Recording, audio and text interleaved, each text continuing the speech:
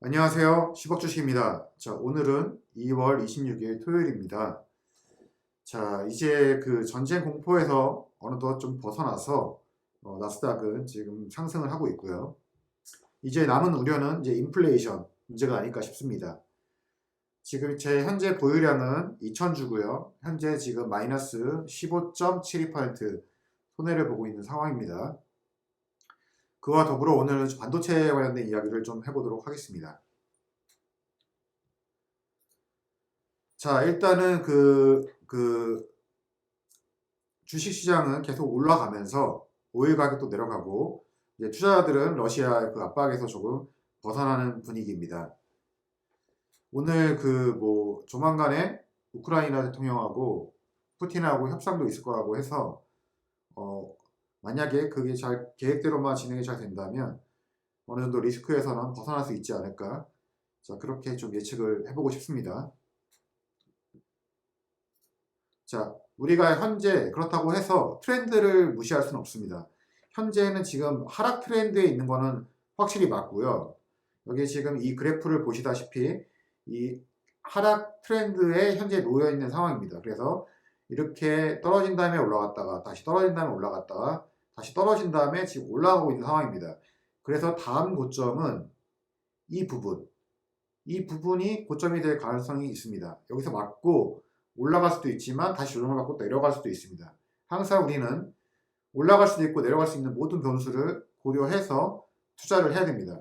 따라서 저는 지금 이제부터는 더 이상 매수를 하지 않겠습니다. 지금은 이제 보유의 영역이지 매수의 영역은 저는 아니라고 생각합니다. 따라서 저는 현재 지금 매수 단계로 되어 있던 것을 보유 단계로 전환을 시켰습니다. 따라서 저는 더 이상 그 TQ를 매수하지 않겠습니다. 만약에 다음에 이제 다시 매수를 하게 된다면 그 타이밍은 이 이제 하락 트렌드의 상단을 맞고 다시 내려올 때 이 눌림목이 오면 다시 그때 매수를 고려해 보도록 하겠습니다. 만약에 이 트렌드 자체를 뚫어버리고 상승을 하게 된다면 더 이상 매집은 하지 않겠습니다. 그때부터는 보유를 하면서 지켜보도록 하겠습니다. 단기간으로 이렇게 급상승할 수 있을지는 잘 모르겠지만 어쨌든 현재는 이런 하락 트렌드에 있다는 것을 잊으시면 안 됩니다. 자, 그렇지만 현재 이 바닥 지점은 어느 정도 지금 안정화되고 있는 상황이라고 생각할 수 있습니다. 따라서 만약에 올라갔 다음에 떨어질 때 이 눌림목의 매수 시점이 온다면 적극적으로 매수를 하시면 좋은 선택이 될 거라고 저는 생각을 하고 있습니다. 자, 전쟁 리스크가 이제 완벽하게 해소된 건 아니지만은 이제 시장은 어느 정도 불안해서 좀 벗어나는 모습이고요. 오히려 이제 이 러시아 우크라이나 이 전쟁 때문에 강력하게 금리 인상을 하기는 조금 어려워 보입니다. 따라서 지금 컨센서스가 0.5로 좀 많이 맞춰져 있다가 다시 0.25로 내려가는 분위기를 확인할 수 있습니다. 그런 것도 지금 시장이 선반영하면서 오르고 있는 겁니다. 왜냐하면 시장은 0.5 정도의 그 금리 인상을 생각하고 하락을 했기 때문에 만약 0.25가 된다면 호재가 되는 거죠. 이제 악재가 호재로 바뀌는 순간이 온다는 겁니다. 그리고 이제 그런 불확실성이 제거가 되면서 시장은 급반등할 수 있는 모멘텀을 가지게 된다. 따라서 지금 남은 것은 이제 인플레이션 지표입니다. 인플레이션 지표만 둔화가 된다면 시장은 완전하게 급반등으로 전환할 것이고 그때부터는 저희가 수익 구간으로 들어가지 않을까 저는 그렇게 예상을 하고 있습니다. 자, 버블 논쟁이 계속 있어서 그 버블에 대해서 아직도 오해하시는 분이 많은 것 같아서 제가 오늘은 반도체 관련된 거에 대해서 한번 얘기해 보도록 하겠습니다. 이제 빅테크는 많이 말씀드렸고 그건 너무도 잘 아실 테고 지금 가장 잘 나가는 그 반도체 회사는 엔비디아입니다. 자, 엔비디아의 지금 매출 성장세를 보시면 2020년에 2.9 빌리언 정도 매출을 하던 게 현재는 7.64까지 무려 2배가 올랐습니다. 1년 만에. 1, 2년 만에 2배가 올랐어요. 이렇게 엄청난 성장률을 보여주기 때문에 당연히 주가는 올라가는 겁니다. 물론 PER이 다소 높을 수는 있지만 향후 그 전망 예측치가 계속 우상한다는 가치를 보면 포워드 PER로 봤을 때는 그렇게 높은 수치도 아니고 지금 이제 어느 정도 거품은 해소됐다고 지금 볼 수가 있습니다. 따라서 이런 종목들이 100개에 포함되어 있는 나스닥100은 전혀 위험한 게 아니다. 이것을 제가 오늘 다시 한번 또 말씀드릴 거고, 앞으로도 엔비디아의 발전 가능성은 무궁무진하다. 왜 그러면 엔비디아가 무궁무진하냐? 과거에는 이제 그래픽카드는 어떻게 보면은 그 모니터의 출력을 위한 보조장치에 지나지 않았습니다. 그런데 이제 이게 4차 시대로 오면서 그 CPU만으로는 그 모든 데이터를 연산 처리하기가 너무 힘들어졌기 때문에 그 역할을 이제 그래픽카드가 하고 있는 거죠. 이제 비트코인 채굴부터 시작을 해가지고 이제 3D 게임, VR, AR 등의 가상현실 기기, 그다음에 자율주행 이럴 때 그 핵심 칩을 담당하는 게 바로 그래픽 카드입니다. 이 그래픽 카드의 최고봉은 역시 엔비디아라고 말할 수 있고요.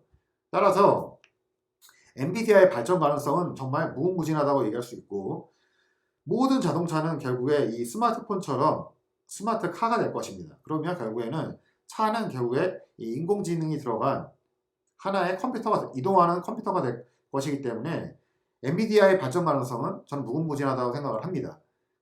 이 업계에서는 여기가 최고이기 때문이죠. 자, 두 번째 회사는 이제 AMD인데요. AMD는 한때 거의 이제 망하는 거 아니냐 그런 얘기까지 나왔을 정도로 처참한 그런 상황이었습니다. 그런데 지금 현재 보시면 살아나가지고 매출액이 여기도 2년 만에 거의 2배 이상 성장하는 모습을 볼 수가 있습니다. 그 이제 전환점이 된 게 이 이제 그 리사소라는 이분인데요. 이분이 어떻게 AMD가 원래 제조도 할 수 있었고 설계도 할 수 있었는데 그 제조를 TSMC에 맡기고 오직 설계에만 올인을 합니다. 그래서 라이젠이라는 공전의 데이트 CPU를 만들어내면서 그 AMD의 부활을 이제 알리신 분인데요. 엄청난 분이시죠. 자, 원래는 인텔이 강하게 모든 패권을 다 장악하고 있어가지고 AMD는 약간 2급 레벨의 CPU였고, 그 다음에 엔비디아도 그래픽을 선택할 수밖에 없었던 거는 그 인텔이 CPU를 장악하고 있었기 때문에 다른 길을 모색을 한 겁니다. 마찬가지로 삼성이라든지 일본에서 그 램으로 가게 된 이유도 그 CPU를 할 수 없었기 때문이죠. 미국이 하지 않는 다른 부가적인 것을 선택을 한 거죠. 하지만 그 인텔은 지금 현재 매출액이 거의 정체되어 있고 오직 설계와 그 분야별로 집중한 회사들이 지금 엄청나게 성장을 하고 있다고 생각을 하시면 됩니다. 자, TSMC는 그 고객과 경쟁하지 않는다는 말로 유명하죠. 오직 그 미국의 그 주요 AMD라든지 엔비디아의 그런 아니면 또 퀄컴 이런 데 수주를 받아가지고 제조만 담당하고 있습니다. 근데 이제 고나노 그 제조 과정으로 들어가면서 수익이 계속 올라가고 있기 때문에 TSMC도 여전히 계속 우상향할 거다 이렇게 생각을 하고 있고요. 현재 보시면 이것도 2년 안에 거의 50% 이상 성장을 하고 있습니다. 앞으로도 계속 우상향할 거라는 것은 거의 확실합니다. 자, 반면에 인텔 같은 경우에는 거의 지금 몇 년째 정체가 되어 있습니다. 그래서 투자의 입장으로 볼 때는 인텔은 투자할 만한 대상은 아닙니다. 이 회사가 뭐 망할 것 같지는 않지만 그렇다고 해서 지금 무슨 어떤 갑자기 변화를 해서 크게 성장할 것 같지가 않습니다. 현재 시점에서는 인텔 투자는 비추합니다. 하지만 이제 저희가 뭐 인텔이든 AMD든 엔비디아든 TSMC든 그 어떤 회사가 잘 나가든 말든 우리는 아무 상관이 없습니다. 왜냐하면 어차피 다 나스닥 100에 포함되어 있는 회사이기 때문입니다. 이들 회사 중 어느 회사가 잘 나가든 못 나가든 결국에는 반도체 시대가 더 확장될 것이라는 것은 분명하기 때문에 우리는 그 발전 가능성을 믿고 나스닥 100을 투자할 수 있는 겁니다. 따라서 이제 더 이상 그 쓸모없는 아무 그 논쟁거리도 안 되는 그런 버블 논쟁은 이제 하시지 않았으면 좋겠습니다. 자, 앞으로 만약에 그 미국의 반도체 기업이 매출이 더 증대하고 4차 시대 산업을 주도할 거다라고 생각하시면 TQ를 투자하신 거에 전혀 두려움이 없어도 됩니다. 근데 만약 반대로 이제 반도체는 끝났어. 이제 미래는 없어. 미국의 빅테크도 안 될 거야. 망할 거야. 라고 생각을 하시면 TQ로 투자하시면 안 됩니다. 저는 지금보다 훨씬 더 발전된 세상에 올 거라고 생각을 하고 있기 때문에 저는 TQ를 투자하는데 조금 더 망설임이 없습니다. 그 구간별로 흥망성쇠는 있을 수 있지만 결국에는 미국을 이끌어가는 것은 나스닥 100 테크주가 될 것입니다. 그게 전기차든 반도체든 빅테크든 말이죠. 자, 오늘은 여기까지 하겠습니다. 감사합니다.